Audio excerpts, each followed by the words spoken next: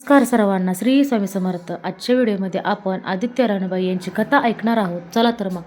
आज आहे पौष महिन्यातील रविवार, सूर्यनारायणाचे व्रत करण्याचा दिवस. हे व्रत करत असताना आपल्याला आदित्य रानबाईची कथा सुद्धा वाचावी लागते किंवा ऐकावी लागते आणि किंवा ती कुणाला तरी सांगावी सुद्धा लागते. तर आजच्या व्हिडिओमध्ये मी तुम्हाला आदित्य रानबाईची कथा सांगणार आहे. तुम्ही देखील श्रवण करा किंवा तुम्ही देखील वाचन करू शकता. आटपाट नगरात एक ब्राह्मण राहत होता. तो रोज समिधा, फुलं, दुर्वा आणावयास रानात जात असे. तिथं नागकन्या, देवकन्या वसा वसत होत्या. ब्राह्मणाने त्यांना विचारलं, कसला वसा वसता तो मला सांगा.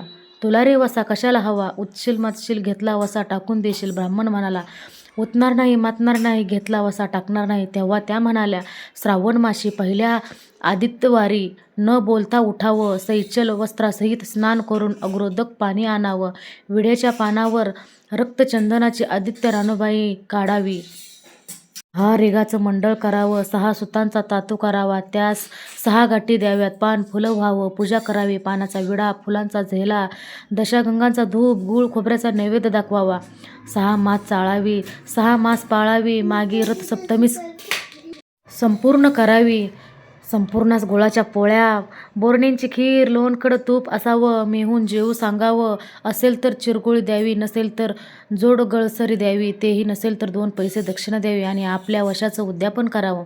असा वसा ब्राह्मणाने केला. त्याला सूर्यनारायण प्रसन्न झाला. भाग्यलक्ष्मी आली. तेव्हा राजाच्या राणीने ब्राह्मणास बोलावून पाठविले. ब्राह्मण खूप घाबरला, थरथर कापू लागला. तेव्हा राणी म्हणाली, घाबरू नका, कापू नका, तुमच्या मुली आमच्या सेवेत द्या, आमच्या येथे द्या. आमच्या गरिबांच्या मुली तुमच्या घरी कशा द्याव्यात? दासी कराल, बटीक कराल? राणी म्हणाले, बटीक करीत नाही, राजाची राणी करू, प्रधानाची राणी करू. मार्गेश्वरच्या महिन्यात ब्राह्मणाने लग्न करून मुली दिल्या. एक राजाच्या घरी दिली, एक प्रधानाच्या घरी दिली. मग गेल्या पावली मुलीचा समाचार घेतला नाही. 12 वर्षांनी समाचारच ब्राह्मण निघाला. राजाच्या घरी लेकीनं बसावयास पाठ दिला. पाय धुवायला पाणी दिलं. म्हणाली, बाबा गूळ खा, पाणी प्या. ब्राह्मण म्हणाला, गूळ खात नाही, पाणी पित नाही. आधी माझी कहाणी करावयाची आहे, ते तू ऐक. तुमची कहाणी ऐकायला मला वेळ नाही. राजा पारधीला जाणार आहे, त्याला जेवायला उशीर होईल. त्याच्या मनात राग आला. तोच राग मनात धरून ब्राह्मण तिथून निघाला आणि प्रधानाच्या घरी आला. वडिलांना पाहताच लेकीनं बसावयास पाठ दिला. पाय धुवायला पाणी देऊन गूळ पाणी दिलं. गूळ खात नाही, पाणी पित नाही, माझी कहाणी करायची आहे, तू अगोदर ऐक. तुमची कहाणी नको ऐकू तर कोणाची ऐकू? ती घरात गेली. उतरंडीची 6 मोत्या आणली. तिने 3 आपण घेतली व 3 वडिलांच्या हातात दिली. वडिलांनी सांगितलेली कहाणी मन लावून एकाग्रतेने ऐकली. नंतर जेवून खाऊन वडील आपल्या घरी निघाले. बायकोनं मुलींचा समाचार विचारला. जिनं कहाणी ऐकली नाही ती गरीब आणि दुःखी कष्टी झाली आणि जिनं कहाणी ऐकली ती मोठ्या सुखात आहे. इकडे जी गरीब झाली होती तिने आपल्या मुलाला श्रीमंत मावशीकडून काही दिलं तर घेऊन येण्यास सांगितले. पहिल्या आदितवारी पहिला मुलगा उठला. तळ्याच्या पाळी जाऊन उभा राहिला. तेथे प्रधानाच्या दासी होत्या. प्रधानाच्या राणीला जाऊन सांगा की तुमच्या बहिणीचा मुलगा आला आहे. कसा आला आहे, काय आला आहे? फटकं नेसलं आहे, तुटकं पांघरलं आहे, तळ्याच्या पाळीला उभा राहिलेला आहे. परसदारानं घेऊन या. परसदारानं घेऊन आल्या. नाहू माकू घातलं, पितांबर नेसायला दिला, जेवू खाऊ घातलं, कोहळा पांघरून होऊन मोहरा भरल्या व सांभाळून घरी घेऊन जाण्यास सांगितलं. वाटेनं जात असता सूर्यनारायण माळ्याच्या रूपानं आला व हातातला कोहळा काढून नेला. घरी जाताच आईनं विचारलं, मावशीनं काय दिलं रे? देवानं दिलं पण कर्मानं नेलं. कर्माचं फळ उभं राहिलं. मावशीनं दिलं पण ते सर्व गेलं. दुसऱ्या आदितवारी मुलगा गेला. प्रधानाच्या राणीनं त्याला घरी नेलं. नाऊ माकू घातलं, नेसायला पितांबर दिला, जेवू खाऊ घातलं, काठी पोखरून होऊन मोहराने भरून दिली व न विसरता सांभाळून घरी नेण्यास सांगितली. वाटेत सूर्यनारायण गोरख्याच्या रूपानं आला व काठी काढून घेतली. घरी गेला. घडलेली गोष्ट राणीला सांगितली. दैवानं दिलं पण कर्मानं नेलं. तिसऱ्या आदितवारी तिसरा मुलगा गेला. तळ्याच्या पाळी उभा राहिला. त्यालाही पहिल्यासारखं प्रधानाने घरी नेऊन त्याचा योग्य आदर सत्कार केला व नारळ पोखरून होना मोहराने भरून दिला व सांभाळून घरी नेण्यास सांगितले. घरी जाताना विहिरीच्या काठी नारळ ठेवून पाणी प्यायला विहिरीत उतरला. तोच नारळ गडगडत विहिरीत पडला. घरी जाऊन आईला म्हणाला, आई ग, मावशीनं दिलं पण दैवानं ते सर्व बुडालं. चौथ्या आदितवारी चौथा मुलगा गेला. तळ्याच्या पाळी उभा राहिला. त्यालाही पहिल्यासारखंच राणीनं घरी नेलं. त्याच्या योग्य आदर सत्कार केला. त्याला दह्याची शिदोरी होना मोहरा घालून बरोबरी दिली. सूर्यनारायण घारीच्या रूपाने आला व शिदोरी घेऊन गेला. घरी येऊन आईला सांगितलं. आई, मावशीने दिलं, पण दैवानं ते सर्व नेलं.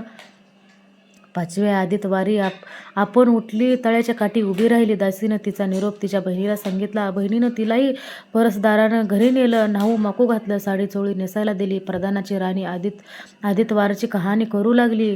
काय वसा करतेस ते मला सांग. बहीण म्हणाली, वडिलांची कहाणी ऐकली नाहीस म्हणून तुला दारिद्र्य आलं.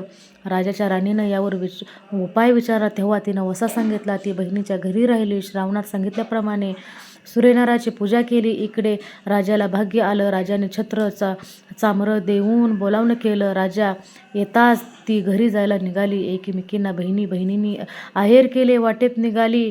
पहिल्या मजले स्वयंपाक केला. राजाला वाढलं, मुलांना वाढलं. आपण पान वाढून घेतलं. तोच कहाणीची आठवण झाली. हाकारा केला.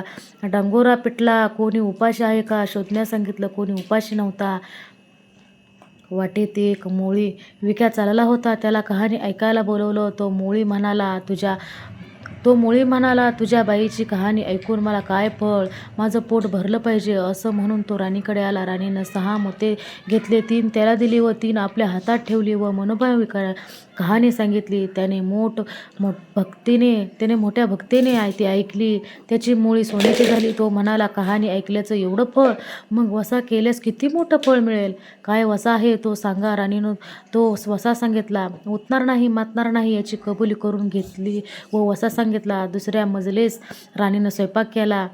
मुलांना राजाला वाढलं. आपलं पान वाढून घेताच कहाणीची आठवण झाली. हाकारा करून कोणी उपाशी नाही ना याचा शोध घेतला. माळ्याच्या विहिरीत पाणी लागत नव्हतं. त्याचा माळा पिकत नव्हता. असा एक माळी चिंता करीत बसला होता. त्याला कहाणी ऐकण्यास बोलावलं. तो आला. राणीनं 6 मोते घेऊन 3 आपण घेतली. 3 माळ्याला दिली. राणीनं मनोभावी कहाणी सांगितली. त्याने चित्तभावी ऐकली. माळा पिकू लागला. विहिरीला पाणी आलं. तो म्हणाला, कहाणी ऐकल्यावर एवढं मोठं फळ, मग वसा घेतल्यास काय फळ, काय वसा असेल तो मला सांगा. मग राणीनं त्याला वसा सांगितला. तिसऱ्या मजले स्वयंपाक केला. मुलांना वाढलं. राजाला वाढलं. आपलं पान वाढून घेताच कहाणीची आठवण झाली. नगरात कोणी उपाशी नाही ना याचा शोध घेतला. एक म्हातारी व तिचा मुलगा वनात गेला होता. एक डोहात बुडाला तर एक सर्पानं खाल्ला. म्हणून ती चिंताग्रस्त होऊन बसली होती. तिला कहाणी ऐकण्यास बोलावलं. राणीनं तिला पहिल्याप्रमाणे कहाणी सांगितली. तिची 2 मुलं आली.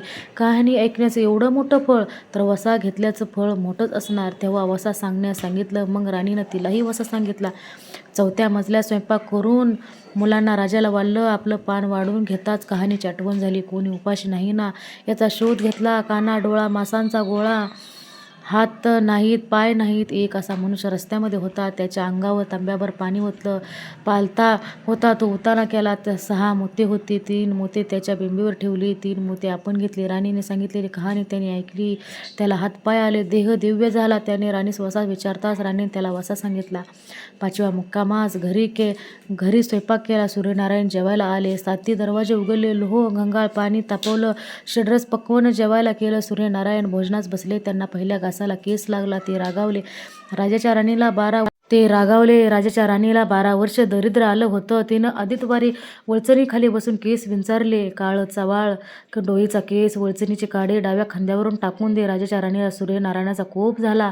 तसा कोणालाही होऊ नये. ब्राह्मणाला, मोळी विक्याला, राजाच्या राणीला, मळ्याला, म्हातारीला, कानाडोळा मासांचा गोळा सर्वांना सूर्यनमस्कार जसा प्रसन्न झाला तसा तुम्हा आम्हांना हो. ही 6 उत्तराची कहाणी 5 उत्तरी सुफल संपूर्ण. 6 उत्तराची कहाणी 5 उत्तरी सुफल संपूर्ण. तर तुम्ही ही कहाणी शेवटपत्र ऐकल्याबद्दल तुमचं खूप खूप आभारी आहे. आणि व्हिडिओ जर आवडला असेल तर चॅनलला लाईक करा आणि सबस्क्राईब करायला विसरू नका. जय जय श्री स्वामी समर्थ.